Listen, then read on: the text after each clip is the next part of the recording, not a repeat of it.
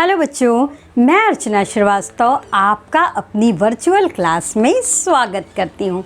बच्चों, आप देख रहे हो कक्षा 12 की ये खंड ख की सीरीज़ हमने शुरू करी है, जिसमें से हम अभी पहले ही चैप्टर यानी संयुक्त व एकाकी परिवार के संबंधों के मनोविज्ञान के बारे में पढ़ रहे हैं। बच्चों, अब आते हैं, अभी हमने पिछली क्लास में आपको बताया संयुक्त परिवार के क्या गुण होते हैं और संयुक्त परिवार के क्या दोष होते हैं। बच्चों, अब जानते हैं कि संयुक्त परिवार का स्वरूप या फिर उसका वर्गीकरण क्या होता है। संयुक्त परिवार को दो आधार पे दो भागों में बांटा जा सकता है। पहला वंश के आधार पे और दूसरा संपत्ति के आधार पे। बच्चों, वंश के आधार पे जो ये उसको दो भागों में बांटा जा सकता है, जिसमें पहला मातृवंशी परिवार और दूसरा पितृवंशी या पितृसत्तात्मक परिवार आता है। और संपत्ति के आधार में पहला मिताक्षरा परिवार और दूसरा दाय भाग संयुक्त परिवार। बच्चों, अब आते हैं कि मातृवंशी या मातृसत्तात्मक परिवार का क्या अर्थ होता है। बच्चों, एक ऐसा परिवार जहाँ जो सत्ता होती है वो माँ के आधार पे होती है, यानी वंश का नाम माँ के आधार पे चलता है, माता के आधार पे ही चलता है। ये व्यवस्था पुराने ज़माने में रहती थी।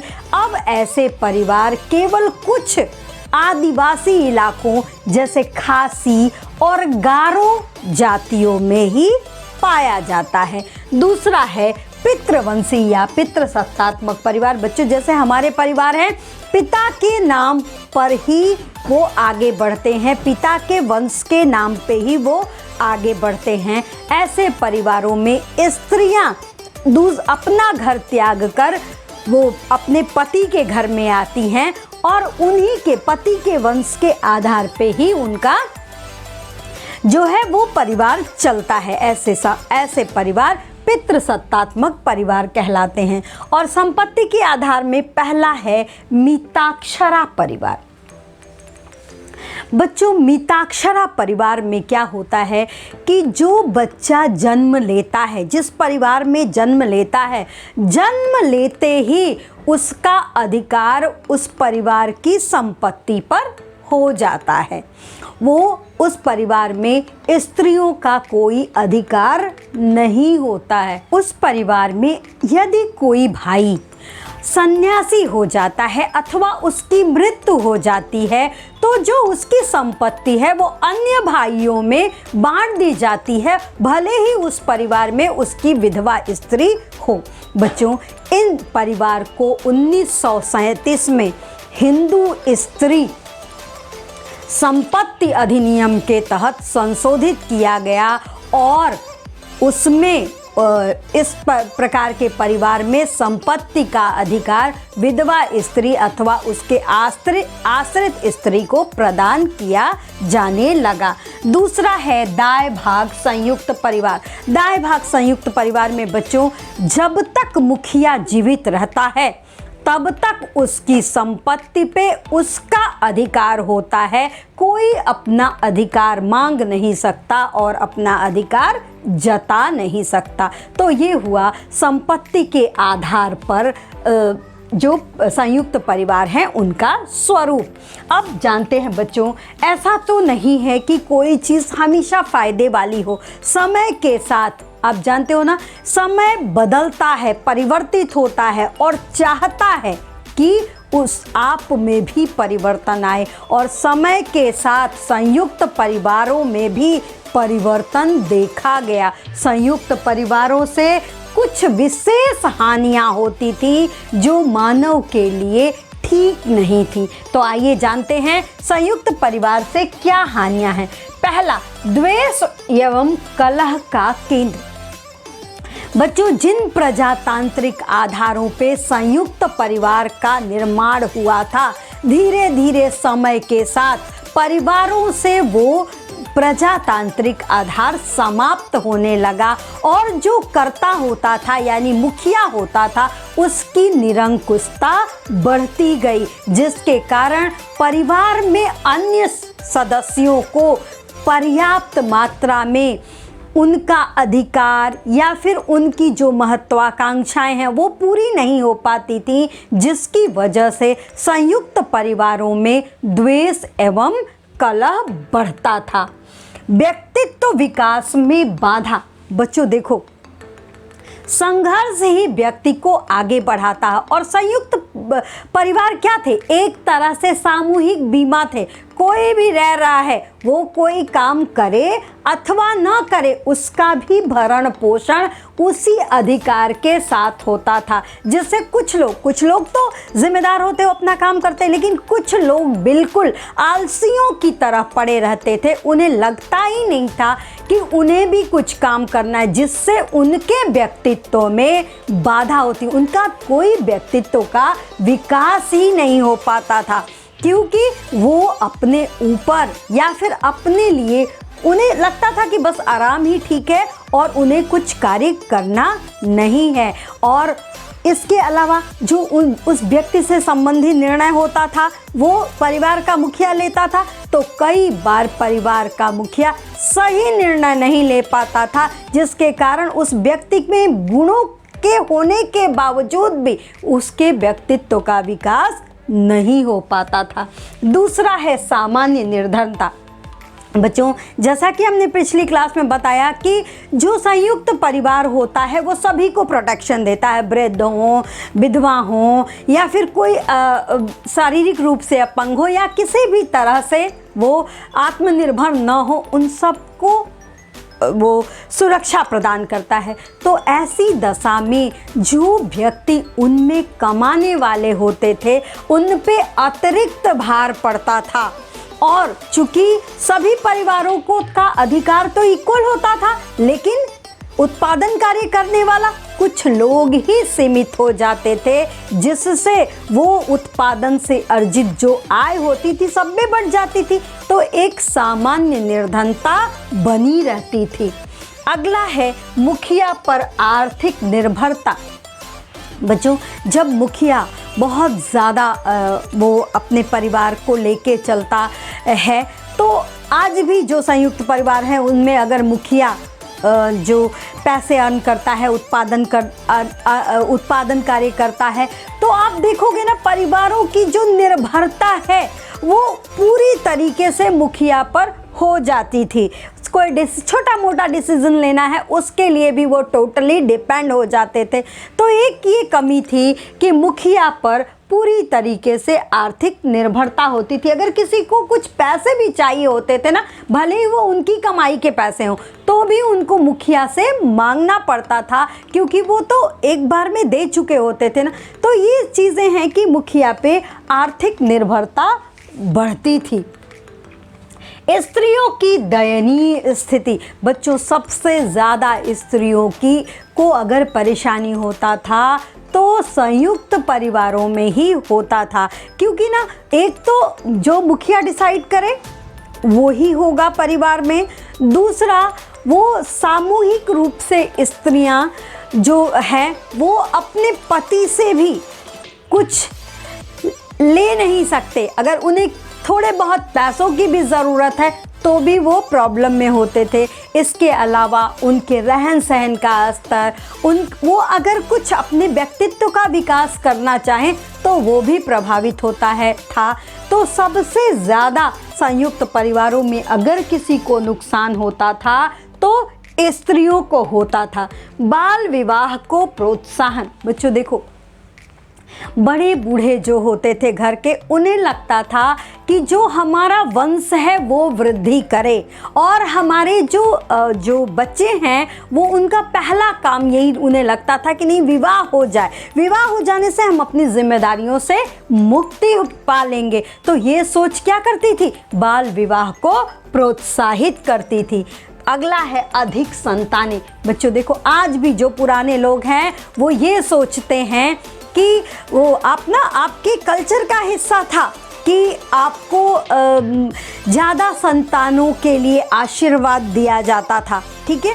तो वो सोचते थे ना कि जो हमारी वंश वृद्धि होती है, हमारा जो वंश बेल है वो तेजी से बढ़ता है, इसलिए वो चाहते थे कि अधिक से अधिक संतानें हों। और माता पिता पे भी, जिनकी संतानें होती थी उन पे भी बहुत ज़्यादा भार नहीं होता था उनके पालन पोषण का।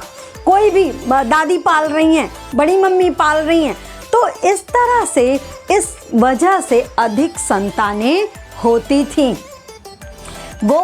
अगला है गोपनीयता का अभाव। बच्चों, गोपनीयता का अभाव का आशय ये है कि व्यक्ति की व्यक्तिगत जो प्राइवेसी होती है वो संयुक्त परिवारों में कभी भी नहीं पाई जाती थी, जबकि हर व्यक्ति के लिए आवश्यक है कि वो उसकी निजता, उसकी गोपनीयता बनी रहे। अगला है गतिशीलता में बाधक। संयुक्त परिवार गतिशीलता में बाधक होते थे। अगला है बच्चों संयुक्त परिवार के विघटन का कारण। बच्चों, आप जान रहे हो कि बहुत तेजी से संयुक्त परिवार विघटित हुए और उनकी जगह एकाकी परिवार लेते गए। तो हम ये जानेंगे कि क्या वजह हुई कि संयुक्त परिवार तेजी से विघटित होते गए, जिसमें पहला है औद्योगिकरण। आज़ादी के बाद देश में तेजी से औद्योगिकरण हुआ, यानी उद्योगों का विकास हुआ, जिसके वजह से रोजगार के साधन बढ़े, जिसकी वजह से क्या हुआ कि लोग तेजी से बड़े शहरों की ओर माइग्रेट हुए और बड़े शहरों की ओर जाने के कारण संयुक्त परिवार विघटित हुआ। दूसरा है नगरीकरण। बच्चों, जब ये औद्योगिक विकास हुआ तो देश में नगरीय क्षेत्र भी बढ़े, है ना। और देखो, ग्रामीण क्षेत्रों में तो संयुक्त परिवार एग्जिस्ट कर सकता था, लेकिन नगरीय क्षेत्र में ये थोड़ा मुश्किल था, इसलिए नगरीकरण बढ़ता गया और संयुक्त परिवार टूटते गए। अगला है यातायात के साधनों में उन्नति। तेजी से विज्ञान और तकनीकी ने अपनी जो है वृद्धि की, उत्तरोत्तर प्रगति की, जिसके कारण यातायात के साधनों में वृद्धि हुई और उन यातायात के साधनों के कारण जो व्यक्ति है उसका माइग्रेशन तेजी से गांव से शहर की ओर हुआ। तो इस तरह ये भी वजह हुई संयुक्त परिवार के विघटन का कारण बनी। अगला है पाश्चात्य शिक्षा और संस्कृति।